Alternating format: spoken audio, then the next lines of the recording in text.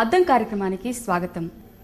దివంగత ముఖ్యమంత్రి వైఎస్ రాజశేఖర రెడ్డి లేని రాష్ట్ర రాజకీయాలు చప్పగా ఉంటాయని, అయితే ముఖ్యమంత్రి స్థానంలో ఎవరున్నా సరే ప్రజా సమస్యల మీద నిలదీయడం ప్రతిపక్షంగా తమ బాధ్యత అని అంటున్న తెలుగుదేశం నాయకురాలు నన్నపనేని రాజకుమారితో లోకల్ టీవీ ముఖాముఖి.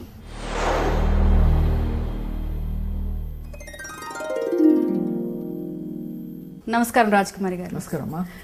వైఎస్ అనంతరం రాష్ట్ర రాజకీయ పరిణామాలు ఏ విధంగా ఉండబోతాయండి? అంటే ఆయనతో ఏకీభవించినా ఏకీభవించకపోయినా ఆయన రాష్ట్ర రాజకీయాలను ప్రభావితం చేసిన వ్యక్తిగా అందరూ ఒప్పుకుంటారు. ఇప్పుడు ఎలా ఉంటాయి రాజకీయ పరిస్థితులు ఎలా ఉంటాయి? ఇప్పుడు వైఎస్ పార్టీ వేరు, మా పార్టీ వేరు. మేము ప్రతిపక్షంలో ఉన్నాం, వైఎస్ గారు అధికార పక్షంలో ఉన్నారు. వైఎస్ గారు ప్రతిపక్షంలో ఉన్నప్పుడు మేము అధికార పక్షంలో ఉన్నాం. వైఎస్ గారు నేను కలిసి కాంగ్రెస్ పార్టీలో మరి ఒకే పార్టీలో కలిసి పనిచేసాం. దగ్గర 14 ఏళ్లకు పైన ఒకే పార్టీలో ఉండి, అప్పుడు కాంగ్రెస్ అధికారంలో ఉంది, ఆపోజిషన్లోనూ ఉంది. దగ్గర 14 సంవత్సరాలు 7 మాసాలు కలిసి పనిచేసాం. వైఎస్ అంటే ఒక సంచలన రాజకీయ నాయకుడు. ఆయనలో కొన్నిటిని మేము విభేదిస్తాం, కొన్నిటిని అభినందిస్తాం. వ్యక్తిగతంగా నాకు వ్యక్తిగతంగా ఆయనతో వైరం లేదు. రాజకీయంగానే మొట్టమొదటి నుంచి వైరం అంతా కూడా. అది రాజకీయ వైరం కూడా మొట్టమొదటి నుంచి కాంగ్రెస్ పార్టీలో ఉన్న సంస్కృతి ఏదైతే ఉందో ఆ ముఠా రాజకీయాల్లో వారు ఉండటం వల్ల నేను అనుకోకుండా ఆ చట్టంలోకి ఇరుక్కుపోయాను. ఎందుకు ఇరుక్కుపోయానంటే, ఎవరైతే రాజకీయ నాయకులు పెద్దవాళ్ళు ఉన్నారో చెన్నారెడ్డి గారు, జనార్దన్ రెడ్డి గారు, విజయభాస్కర్ రెడ్డి గారు, ఆ ముగ్గురు రాజశేఖర రెడ్డి గారిని ఆ రోజుల్లో వ్యతిరేకించేవారు. ఆ ముగ్గురికి మేము అనుకూలంగా ఉంటాం. అనుకూలంగా చాలామంది ఉండేవాళ్ళు. అయితే అందరిలాగా మెలకుండా కూర్చోకుండా వారి తరఫున నేను భుజాన వేసుకోవడం, వారు ఆయనకు వ్యతిరేకంగా పనిచేయటం వల్ల ఆయన వ్యక్తిత్వం అంటే ఏంటి, అసలు ఆయన నేచర్ ఏంటి, ఆయన డైనమిజం ఏంటి, లేకపోతే ఆయన దుందుడు స్వభావం ఏంటి, ఆయన ఆవేశం ఏంటి, ఇవన్నీ కూడా దగ్గరగాను అతి దగ్గరగా ఉండి చూసిన దాన్ని, తర్వాత దూరంగా ఉండి విన్నదాన్ని. తర్వాత ఇవాళ రాజశేఖర రెడ్డి గారు లేని రాజకీయాన్ని నిర్వహించుకోలేకపోతున్నాను. రాజశేఖర రెడ్డి గారు ఉన్నటువంటి రాజకీయాల్లో నేను ప్రవేశించలేదు. ఫస్ట్ రాజశేఖర రెడ్డి గారి కన్నా బహుశా నేను అంటే రాష్ట్ర రాజకీయాల్లో ఆయన నాకన్నా ముందు ఎమ్మెల్యే అయ్యారు, నాకన్నా ముందు ఆయన మంత్రిగా చేశారు. అయితే ఆయన తర్వాత నేను రాష్ట్ర రాజకీయాల్లో తెలుగుదేశం పార్టీ అధికార పార్టీలో నేను ఎమ్మెల్యేగా గెలిచి వచ్చాను. తర్వాత మళ్ళీ గెలిచినప్పుడు కాంగ్రెస్లో గెలిచి మళ్ళీ వచ్చాను. నేను గెలిచినప్పుడు తెలుగుదేశం పార్టీ అధికారంలోకి వచ్చింది. మొదటిసారి గెలిచినప్పుడు సత్తెనపల్లి నుండి, రెండోసారి గెలిచినప్పుడు కాంగ్రెస్ పార్టీ అధికారంలోకి వచ్చింది. మొదటిసారి అధికార పార్టీ తరఫున గెలిచాను, రెండోసారి అధికార పార్టీ తరఫున గెలిచాను. ఆ తర్వాత రాజశేఖర రెడ్డి గారిదంతా కూడా ఆయన ఈ రకరకాల పరిణామాలు ఇవాళ తీవ్రంగా విభేదించడం, మేము తీవ్రంగా విమర్శించడం ఏదన్నా కానివ్వండి, కానీ ఒక్కసారి నన్ను ఆయన విమర్శించారు. తర్వాత నేను ఆయన్ని గట్టిగా విమర్శించాను. ఆ తర్వాత ఎప్పుడు నన్ను తిరిగి ఆయన విమర్శించలేదు. ఆయన మనుషులు ఎవరిని విమర్శించారో నేను చెప్పలేను. ఏది ఏమైనా ఆయన లేని రాజకీయాన్ని వాడు ఊహించుకోలేము. ఎందుకంటే ఆయన ఉన్న రాజకీయ చరిత్ర అలాంటిదన్నమాట. ఒక సంచలన రాజకీయ నాయకుడు. ఏ కోణంలో చూసినా, ఆయన మాకు అపోజిషన్గా చూసినా, లేక అధికార పార్టీలో ఉండి చూసినా, లేకపోతే ఆయన ప్రజా వ్యతిరేక కార్యక్రమాలు చూసినా, లేక ప్రజా అనుకూల కార్యక్రమాలు చూసినా, అన్నీ కూడా ఒక సంచలనమే. నేను చంద్రబాబు నాయుడు గారిని కలిశాను ఒకసారి. ఎట్లా కలిశానంటే, ఢిల్లీ వెళ్ళాను నేను, ఏఐసీసీ మా మహిళా మీటింగ్లు ఏదో. అదే టైంలో చంద్రబాబు నాయుడు గారు ముఖ్యమంత్రిగా అక్కడికి వచ్చి ఉన్నారు. మా అబ్బాయికి అక్కడ అమెరికాలో కార్లు కంపెనీలో పనిచేస్తున్నాడు, ఇండియాకి పిలిపిద్దామంటే ఈ చంద్రబాబు గారు కార్లు కంపెనీలు పెట్టించడానికి ప్రయత్నం చేస్తున్నారని తెలిసి, మీరు కార్లు కంపెనీ ఖచ్చితంగా వస్తుందా అండి, వస్తే కనుక మా బాబుని ఇక్కడ తీసుకొద్దాం అన్నదని అడగడానికి ముఖ్యమంత్రి కలవచ్చు కదా అన్నట్టు వెళ్ళాను. తెల్లారేపటికి చంద్రబాబుని కలిసి నాన్న ప్రేరణ వచ్చింది. చెప్పుడు మాటలు కాంగ్రెస్ పార్టీ చాలామంది వింటుంటారు అనుకోండి రాజకీయ నాయకులు, అట్లాగే రాజశేఖర రెడ్డి గారు కూడా విన్నారు, చెప్పారు. నాయనంటే పడినటువంటి లేడీకి చెప్పారు, నేనంటే పడినటువంటి మగవాళ్ళు చెప్పారు. వాళ్ళందరూ కలిసి రాజ్కుమార్ చంద్రబాబు గారిని కలిసింది అని చెప్పారు. అయితే అప్పుడు బయటపడలేదు, ఆయన ఏమనలే, అది మనసులో పెట్టుకున్నారు, బయటపడలేదు. ఇంతలో నరసాపూర్ ట్రైన్ యాక్సిడెంట్ అయింది గుంటూరు దగ్గరలో. ఆ ట్రైన్లో నేనున్నా. యాక్సిడెంట్ అయ్యి చాలా పెద్ద యాక్సిడెంట్ అయింది. దరిదాపు 16 మంది 18 మంది చచ్చిపోయారు, 100 మంది గాయపడ్డారు. అదే ట్రైన్లో రామ్ గోపాల్ వర్మ, ఎన్టీ రామారావు మనోడు, సుమంత్, వీళ్ళంతా చాలా మంది ఉన్నారు, యాక్టర్స్. వీళ్ళందరూ కూడా ఎక్కడికి వెళ్తూ ఏదో మొత్తానికి బయటపడ్డాం అందరం కూడా. నేను ఫోన్ చేశాను. ఫోన్ చేస్తే రాజశేఖర్ గారు ఫోన్ తీయలేదు. సూర్యుడే ఎత్తాడు, ఫోన్ తీయలేదు. సార్ నిద్రపోతున్నారు, లేవరన్నారు. మళ్ళీ ఇంకోసారి చేస్తే లేపలేదు అతను. అమ్మో ఇప్పుడే పడుకున్నారమ్మా, పొద్దు ఇచ్చాను. సరే ఏం చేయాలనుకుంటే ఈ నారాయణ కోచింగ్ సెంటర్, నారాయణ గారు ట్రైన్లో ఉండి, అప్పుడు సెల్ ఫోన్ చాలా తక్కువ, గుంటూరులో ఎవరు వైశాస్ బిజినెస్ అతని దగ్గర ఒకటి ఉంది, అతను 2 సార్లు ఛార్జ్ అయిపోతుంది మేడం తీసుకుని వెళ్ళిపోయాడు. ఈ రాజశేఖర్ చేసేటప్పటికి నారాయణ గారు తీసుకొచ్చి అమ్మ మీరు ముఖ్యమంత్రి గారికి ట్రై చేయండి అమ్మా చెప్దాం యాక్సిడెంట్ అయింది అన్నారు. అప్పటికి ట్రైన్ యాక్సిడెంట్ ఒక 3 months 4 months అయిందంతే. వెంటనే గబగబా వెళ్ళి కొంచెం నడిచి రాజశేఖర్ చంద్రబాబు గారికి ఫోన్ చేశాను ముఖ్యమంత్రిగా. ఫోన్ చేసి వెంటనే లేసారు ఆయన. వెంటనే వేసి మెసేజ్ ఇచ్చాను. వెంటనే చంద్రబాబు గారు బయలుదేరి వచ్చారు. అప్పటికే తెల్లారపాటి ఛానల్స్ అన్ని వచ్చినాయి. ఆ ఛానల్స్తో నేను మాట్లాడుతూ ఉన్నానట. రాత్రి ఫోన్ చేశాను, ముందు రాజశేఖర్ గారు ట్రై చేశా. తర్వాత మా కలెక్టర్ లేరు టూర్లో ఉన్నాడు. ఇలాగా చంద్రబాబు నాయుడు గారికి చేశాను. వెంటనే స్పందించారు, మనుషులంతా వచ్చారు, చంద్రబాబు గారు కూడా వస్తున్నారు ముందు చెప్పి ఇలా ఛానల్ వెళ్ళిపోయింది. రాజశేఖర్ అంతా చూసి ఉంటారు కదా. తర్వాత చంద్రబాబు నాయుడు గారు గుంటూరు వచ్చి ఈ పేషెంట్లందరినీ గుంటూరు జనరల్ హాస్పిటల్లో చూసి అక్కడ ప్రెస్ కాన్ఫరెన్స్లో కూర్చొని ఏ పార్టీ అయినా కావచ్చు నన్నపనేని రాజ్కుమార్ గారు మహిళా కాంగ్రెస్ అధ్యక్షురాలు వారు నాకు ఫోన్ చేయడం వల్ల నేను తొందరగా చేయగలిగాను అన్నారు. అది ఒక బాగా పేపర్లో వచ్చేసింది. నేను చేశానంటే హైదరాబాద్కి వచ్చాను, గాంధీ భవన్కి వచ్చాను. నేను అనుకున్నా ముఖ్యమంత్రి గారు ఈయన మన రాజశేఖర రెడ్డి గారు నన్ను మెచ్చుకుంటారు అనుకున్నాను. నేను ఏమనంటే అమ్మా మన పార్టీ పరువు నిలబెట్టావు, చక్కగా ట్రైన్లో ఉండి అందరిని కాపాడావు, ముఖ్యమంత్రికి ఫోన్ చేయడం ఇదంతా జరిగింది, నువ్వు రాత్రి ఫోన్ చేసినప్పుడు నేను లేవలేదమ్మా అని అట్లా అనుకుంటారు అనుకున్నాను నేను. ఇంకా ఆయన నా మీద అగ్గు మీద గుక్కిలో అయిపోయారు.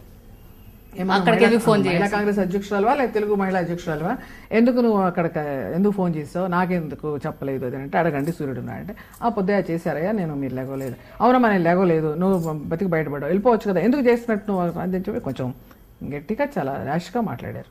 ఇంకా తిక్కరేగింది. వచ్చాను, రిజైన్ చేసేసి ఇంకా విజయభాస్కర్ రెడ్డి గారి దగ్గరికి వచ్చి కూర్చొని చేస్తే శివశంకర్ గారు విజయభాస్కర్ రెడ్డి గారు కాదు ఉండన్నారు.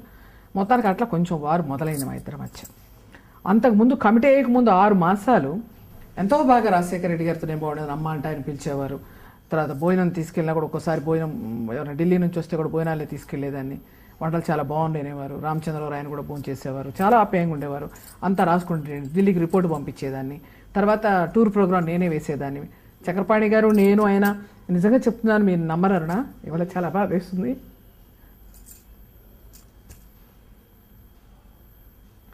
రాజకీయాల్లో శాశ్వత మిత్రులు శాశ్వత శత్రువులు ఉంటారు.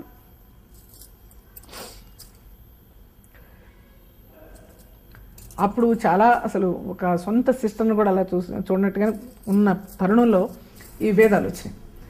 ఈ విభేదాలు సృష్టించడం వల్ల చంద్రబాబు నాయుడు గారిని కలిశారనేది నేను తెలుగుదేశంలో పోవడానికో లేదా చంద్రబాబు నాయుడు గారికి నేను మెచ్చుకున్నానన్నా లేదా చంద్రబాబు నాయుడు కలిశారనేటటువంటిది క్రియేట్ చేసి నా మహిళా ప్రెసిడెంట్ పోయింది.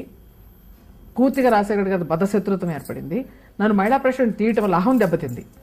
నేను పార్టీలో పనిచేస్తున్నాను, సోనియా గాంధీ గురించి కాంగ్రెస్ పార్టీ గురించి నేను మాట్లాడుతూ ఉన్నాను.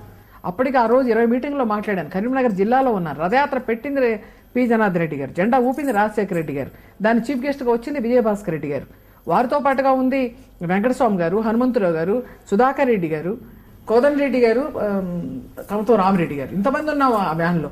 వాళ్ళు ఎవరి మీద వేటు పడలేదు. నన్ను పదవి ఎందుకు తీసేశారు, నన్ను ఎందుకు తీసేయాలి? తెలంగాణ వాళ్ళని కొంతమంది భయపడ్డారా, లేదా వాళ్ళ కులస్తులను కొంతమంది తీసేయడానికి భయపడ్డారా? నేను ఒక్కదాన్నే కదా బయటదాన్ని, అందుకేలా తీశారు అనే దాంతో బాగా కోపం వచ్చి చాలా ర్యాష్గా స్టేట్మెంట్ ఇచ్చేసి కాంగ్రెస్ పార్టీకి వెళ్ళిపోతున్నా, గాంధీ భవన్ మళ్ళీ మట్లు ఇప్పుడు ఎక్కను అని చెప్పి శబ్దం చేసి కరీంనగర్ నుంచి వచ్చేసాను.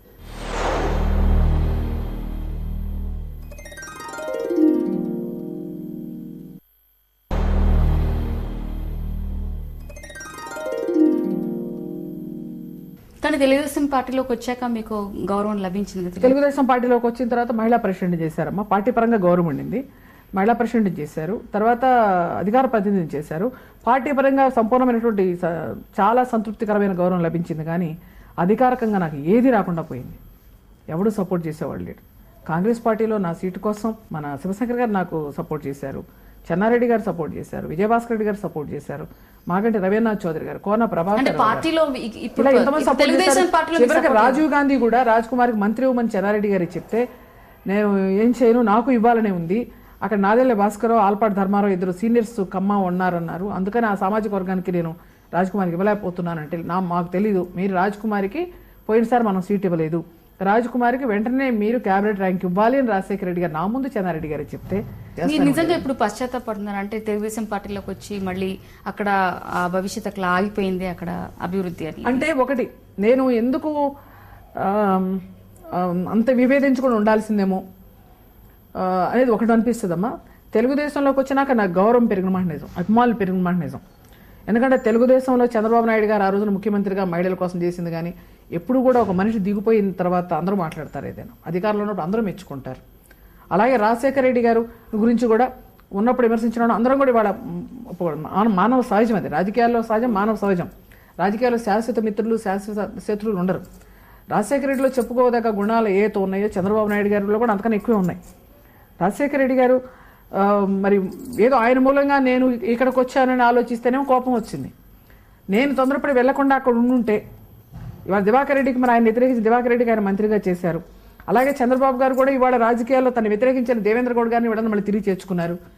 కాబట్టి నేను వెళ్ళినా కూడా నన్ను ఎవరు ఏమనేవాళ్ళు కాదు. తిరిగి వెళ్ళినా కూడా నేను వెళ్లకుండా ఒక నీతి నిజాయితీకి నిలబడి ఉండాలి. ఇక్కడ నిలబడ్డాను, నా సీట్ ఇచ్చినా ఇవ్వకపోయినా నేను నిలబడి ఉన్నాను. కాబట్టి ఇవాళ ఆంధ్రప్రదేశ్ ప్రజానీకం రాజకుమారి వాళ్ళు ఎంతమందికి శోభానాయుడికి ఎన్నో పదవులు ఇస్తే వెళ్ళిపోయింది, రోజాకి సీట్లు ఇచ్చిన పదవులు ఇస్తే వెళ్ళిపోయింది, వంగా గీతకు పదవులు ఇస్తే వెళ్ళిపోయింది, నిలబడింది రాజ్కుమార్ ఒకటేని మీ ఛానళ్ళన్నీ మీ పత్రికలన్నీ అంటున్నాయంటే దానికి కట్టుబడి నేను ఇక్కడున్నాను. అంటే వ్యక్తిగతంగా నేను నష్టపోయాను, రాజకీయంగా నష్టపోయాను. నేను కష్టపడి పనిచేశాను మీకోసం యాత్రలో, కానీ ప్రతి బై ఎలక్షన్లో నేను పనిచేసేదాన్ని గెలిచేవాళ్ళం. ఒరిస్సా ఎన్నికలకు నేను వెళ్ళాను చంద్రబాబు గారితో పాటు. ఆయన ఏర్పాట్లు మీటింగ్ ఏర్పాట్లని నేను అక్కడ ఏర్పాటు చేశాను. ఆ రోజు కాంగ్రెస్లో ఉండి ఒరిస్సా ఎన్నికలకు వెళ్ళాం, అక్కడ కాంగ్రెస్లో వచ్చినప్పుడు. తర్వాత మళ్ళీ ఒరిస్సా ఎన్నికలకు వెళ్ళి చంద్రబాబు గారితో పాటు ప్రచారం చేసి నవీన్ పట్నాయక్ గెలిచారు, ఎంతో మెచ్చుకున్నారు నవీన్ పట్నాయక్ గారు. ఆ తర్వాత మళ్ళీ ఇక్కడ కాంగ్రెస్ లో నేను 83లో 89లో కాంగ్రెస్ మిగతా మహిళా నేతలందరూ ఏదో ఒక ప్రలోభానికి గురై వెళ్ళిపోయారు పార్టీని వదిలి. నేను ఇక్కడే ఉన్నాను, నేను వెళ్ళడానికి ఆస్కారం ఉంది. నేను తిట్టాను కాబట్టి రాజశేఖర రెడ్డి గారు చేర్చుకోకుండా ఉండే ప్రసక్తి లేదు. ఖచ్చితంగా రాజశేఖర రెడ్డి గారు చేర్చుకుని ఉండేవాళ్ళే. కాబట్టి రాజశేఖర రెడ్డి గారిని విమర్శించిన వాళ్ళకి రాజశేఖర రెడ్డి గారి పదవులు ఇచ్చి చాలా మందికి మంత్రి పదవులు ఉన్నాయి. అలాగే చంద్రబాబు గారిని విమర్శించి లక్ష్మీపార్వతితో పాటు వెళ్ళిపోయిన వాళ్ళకి చంద్రబాబు గారు పదవులు ఇచ్చారు. అలాగే చంద్రబాబు గారిని విమర్శించి పార్టీలోంచి బయటకు వెళ్ళాలని ఉన్నాను నేను ఇక్కడ. పదవిలో ఉన్నా లేకపోయినా వాడి వ్యక్తిత్వం అట్లా ఇప్పుడే వస్తున్నారు అనుకోండి. అలాగే పదవిలో ఉన్నా లేకపోయినా కూడా ఒక వాక్చాతుర్యం ఎవరికైతే ఉంటుందో, వక్తలు ఎవరైతే ఉంటారో వ్యక్తిగతంగా నష్టపోవచ్చు, పదవి లేకపోవచ్చు, కానీ వక్తలుగా ప్రజా సమస్యలపైన పోరాటం చేసేదానికి ఎప్పుడు కూడా వెనకాడకూడదనే తత్వం ఉండటం వల్లనే నాకు తెలుగుదేశంలో 3 సార్లు సీటు రాకపోయినా, రాజ్యసభ మెంబర్ రాకపోయినా, 11 ఏళ్ళు నన్ను అధికారికంగా నాకు ఏ పదవి లేకపోయినా కూడా నేను కొట్టడానికి కారణం అదే. అంటే అధికార పార్టీలోనే ఉండాలి, అక్కడ పదవే ప్రమాణికం అనుకోవాలి కాదు. ఎప్పుడైతే ప్రజల పక్షాన మనం ఉంటాం, ప్రజల తరఫున మనం పోరాటం చేస్తున్నామో అప్పుడు కూడా ఖచ్చితంగా గుర్తింపు ఉంటుంది. మమతా బెనర్జీ ఇవాళ నేను మా హస్బెండ్ మా పిల్లలు నన్ను అడిగారు, అమెరికా నుంచి కూడా మా కోడళ్ళ అబ్బాయిలు కూడా, నువ్వు బాధపడటం లేదా, ఇన్సల్ట్గా ఫీల్ అవడం లేదా, టీవీలో చూస్తుంటే మాకు ఎంతో బాధ ఇస్తుంది కారంచేడులో జరిగిన సంఘటన అని చెప్పారంటే నేను ఎందుకు బాధపడాలి? అదే పురంధేశ్వర అదే వెంకటేశ్వరరావు కారంచేడులో మీటింగ్ పెట్టి మొన్న పలానా తారీఖున జరిగిన సంఘటనకి మేము సంతోషపడుతున్నాం, మీ రుణం తీర్చుకోలేమని చెప్పని అన్నారు. నిజంగా కారంచేడు మొత్తంగా నా మీద దాడి చేసింది. వెంకటేశ్వర కిరాయి గుండాలను తీసుకొచ్చి నా మీద దాడి చేయించాడు. తన బిజినెస్ పార్ట్నర్స్ దాడి చేశారు, తన పిఏ తమ్ముడు దాడి చేశాడు తప్ప కారంచేడులో దాడి చేయలేదు. కారంచేడులో దాడి చేయదలుచుకుంటే 2 సార్లు నేను అక్కడ మీటింగులు చెప్పాను, గంట మాట్లాడాను వాళ్ళకి వ్యతిరేకంగా. ఏమనలేదు నన్ను. ఎలక్షన్లప్పుడు, మీకోసం యాత్రప్పుడు చంద్రబాబు గారు రాబోయే గంట మాట్లాడాను, విమర్శించాను. ఈ ఊరికి కారంచేడు రామానాయుడు గారు చేశారు, మీరేం చేశారని అడిగాను వీళ్ళిద్దరిని భార్యాభర్తలు. కానీ అప్పుడే దాడి చేయలేదే, కాబట్టి ప్లాన్ చేసుకుని దాడి చేశారు. వాళ్ళు సిగ్గుపడాలన్నా అట్లా కాదు, నీకు బాధ లేదా అని చెప్పారంటే నేను ఒకటే అన్నా, మమతా బెనర్జీకి తల పగిలింది ఒకసారి, చెయ్యి ఇరిగింది ఒకసారి, కాలు ఇరిగింది ఒకసారి, రేణుకా చౌదరికి చెయ్యి ఇరిగింది ఒకసారి, దెబ్బలు తగిలాయి. పి జనార్దన్ రెడ్డి రేణుకా చౌదరి ద్వారా వాళ్ళు దాడి చేశారు. పి జనార్దన్ రెడ్డి మనుషులు రేణుకా చౌదరి మీద చేశారు. మమతా బెనర్జీకి ఎన్నోసార్లు జరిగింది. అలా చూడండి, బృందాకార దగ్గర నుంచి పేరు మేధా పాట్కరావు పేరే ఉండేది కదమ్మా, మేధా పాట్కర్, అనేక మంది విప్లవకారులు ఎప్పుడైతే ప్రజల పక్షాన పోరాటం చేసేటువంటి వాళ్ళు ప్రాజెక్టుల గురించి కానీ, ఈ మహిళల గురించి కానీ, బలహీన వర్గాల గురించి కానీ చేసేటువంటి వాళ్ళు ఎంతోమంది దాడులు జరిగినాయి. ఈ రాష్ట్రం కలిసి ఉండాలని ఉద్యమాలు చేశాం. పివి నరసింహారావు ముఖ్యమంత్రి ఉన్న నన్నపనేని వెంకట్రావు గారు మరి చరమాన్ గారి నాయకత్వంలో ఆ ఉద్యమాల్లో బాంబులు వేశారు, రాళ్ళదెబ్బలు తగిలినాయి, బాంబులతో ఒక ఆయన చచ్చిపోయాడు. తట్టుకుని రాజకీయాల్లోకి వచ్చిన వాళ్ళం మేము. ఇలా ఒక్కొక్కడు సదారెడ్డి గారు మరణించినప్పుడు, ఎన్టీ రామారావు గారు మరణించినప్పుడు, అసలు ఎన్టీ రామారావు గారిని వదిలి వెళ్ళకుండా పోతే ఆ రోజుల్లో ప్రతిభా భారతి గారి స్థానంలో నేను ఉండేదాన్నమ్మా. అక్కడ ర్యాంక్ స్టెప్ వేశాను నేను. ఇక్కడ కాంగ్రెస్ నుంచి రావడానికి నాకు కాజు ఉంది, అప్పుడు కాజు లేదు. రాజశేఖర రెడ్డి గారు అవమానపరిచారు కాబట్టి తీసేశారు కాబట్టి, కానీ నష్టపోయాను ఇక్కడ. కానీ అక్కడ తిరిగి మళ్ళీ వెళ్ళున్నా, అసలు నేను రాకుండా ఉన్నా నేను ఆర్థికంగా చాలా బాగుండేదాన్ని. కానీ ఇక్కడ ఒక వ్యక్తిత్వం అనేది, ఒక మంచి పేరు ఒకటే నాకు మిగిలింది. అదే శాశ్వతంగా నాతో పాటు ఆ మంచి పేరుతోనే వెళ్ళాలనే ఆలోచనతో ఉన్నానే తప్ప ఇది కాదు. కానీ రాజశేఖర రెడ్డి గారు మరణించిన తర్వాత నేను ఒకటి అనుకుంటున్నాను, ఆయన మారిపోయిన మనిషిగా, ఒక మంచి మనిషిగా ఇవాళ వారి గురించి కొన్ని మంచి పాటలు చెప్పక తప్పదు. ఇవాళ రాజశేఖర రెడ్డి గారు మరణం రాజకీయాల్లో చాలా పెద్ద లోటు, చాలా చప్పచప్పుకుంటాయి. ఈ రోజున రాజశేఖర రెడ్డి గారు లేనటువంటి కౌన్సిల్ నేను ఊహించుకోలేకపోతున్నాను, రాజశేఖర రెడ్డి గారు లేని అసెంబ్లీని నేను ఊహించుకోలేకపోతున్నాను, రాజశేఖర రెడ్డి గారు లేని రాజకీయమే లేదనేది మా చంద్రబాబు గారు కూడా చెప్పారు. మా చంద్రబాబు గారు కూడా చెప్పారు కాబట్టి ఆయనతో 15 ఏళ్ళు పైగా పనిచేసి నేను కూడా చెప్పడానికి నాకు సాహసమే. మా పార్టీ వాళ్ళు ఎవరైనా అంటారని కూడా నేను భయపడదలుచుకోలేదు.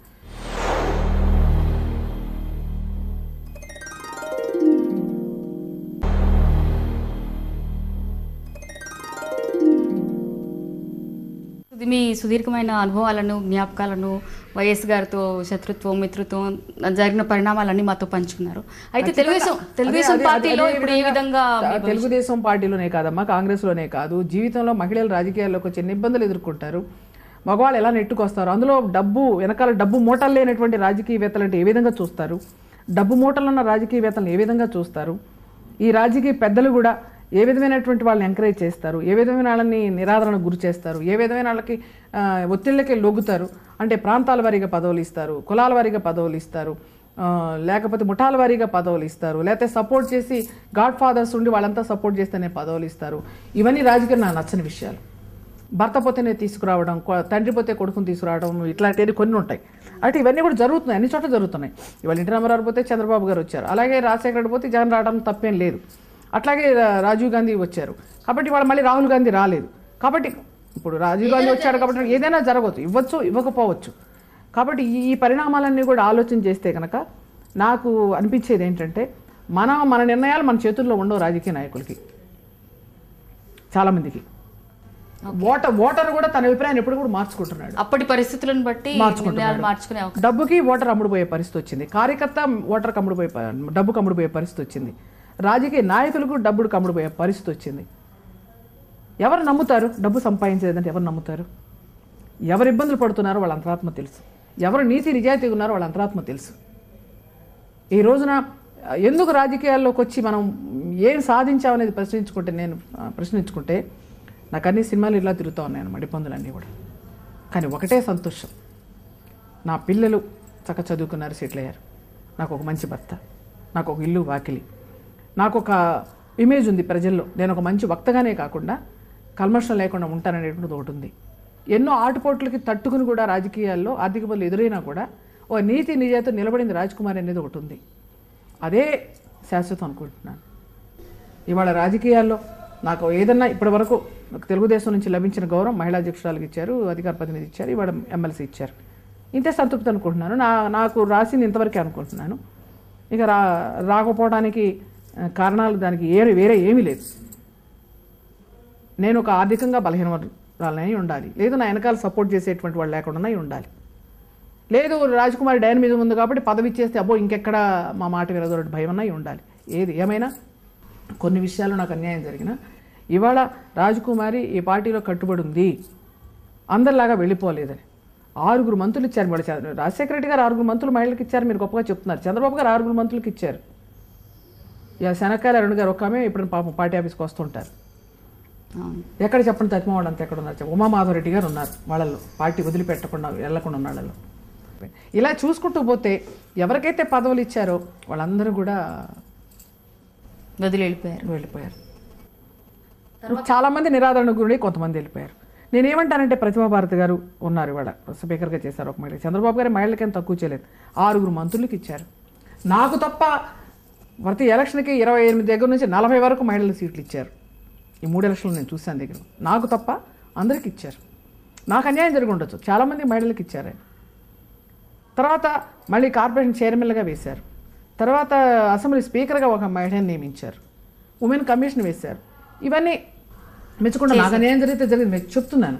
కానీ ఇవాళ చూస్తూ ఉంటే అందరూ వెళ్ళిపోతూ ఉన్నారు. మా జిల్లాలో నాతో పాటు చాలామంది ఈ ఊరు సీతారామ గారు చంద్రబాబు గారు మంత్రి చేసేవారు. ఇంకోసారి సీట్ ఇవ్వకపోతే ఆమె వెళ్ళిపోయింది. 3 సార్లు సీట్ ఇచ్చారు ఆవిడికి, మంత్రిని చేశారు. ఒకసారి సీట్ ఇవ్వకపోతే ఆమె వెళ్ళిపోయింది. గోగనేని ఉమ్మగారికి 2 సార్లు సీట్ ఇచ్చారు, తిరుపతి దేవస్థానం బోర్డు మెంబర్ ఇచ్చారు, కూడా డైరెక్ట్గా 2 తఫాలు ఇచ్చారు, ఆమె హౌస్ కమిటీలో చైర్మన్ ఇచ్చారు. ఆవిడ మొన్న సీటు మీకు అలా అనిపిస్తుంటుందా? అంటే ఇంత ఇచ్చిన వాళ్ళు నాకేమనిపిస్తుందంటే ఇట్లా వెళ్ళిపోతున్నారు కదా వాళ్ళు, నేను ఎందుకు వెళ్ళాలనుకోవటం లేదు అనిపిస్తుంది ఒక్కోసారి. అంటే పర్వాలా, నేను నిలబడున్నాను, అందరిలా కాదు అని మళ్ళీ నాకు నేనే అభినందించుకుంటున్నాను. అది మీ పార్టీ ఖచ్చితంగా నా కుటుంబ సభ్యులు కూడా నన్ను తెలుగుదేశం పార్టీ ఈ విషయాన్ని గుర్తిస్తుందని మీరు అనుకుంటారు చంద్రబాబు నాయుడు గారు? నేను అనుకోవట్లేదమ్మా, గుర్తిస్తుందో లేదో తెలియడం లేదు.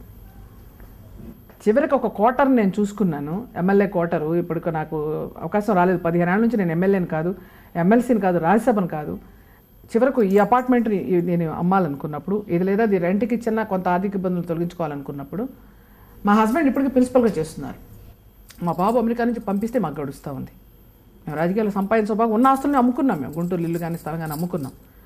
నేను ఎందుకు చెప్తున్నానంటే చాలామందికి నా రాజకీయ జీవితం కొంతమంది కనువిప్పు కావాలి, కొంతమంది మార్గదర్శనం కావాలి, కొంతమంది గుణపాఠం కావాలి. నేను చేసిన పొరపాట్లు ఉండొచ్చు, నేను చేసిన గ్రహపాట్లు ఉండొచ్చు, లేకపోతే నా పశ్చాత్తాపం కానీ, నా ఆత్మ పరిశీలన కానీ, ఇవన్నీ కూడా కొంతమంది చూడాలి, తెలుసుకోవాలి. చాలామంది మహిళలు రాజకీయాల్లో వచ్చేవాళ్ళు. రాజకీయాలంటే పూలబాట కాదు, ముళ్ళబాట కూడా ఉంటుంది. రాజకీయాలంటే పూల వర్షం కాదు, రాళ్ల వర్షం కూడా ఉంటుంది. రాజకీయాలంటే పొగడతలే కాదు, విమర్శలు కూడా ఉంటాయి.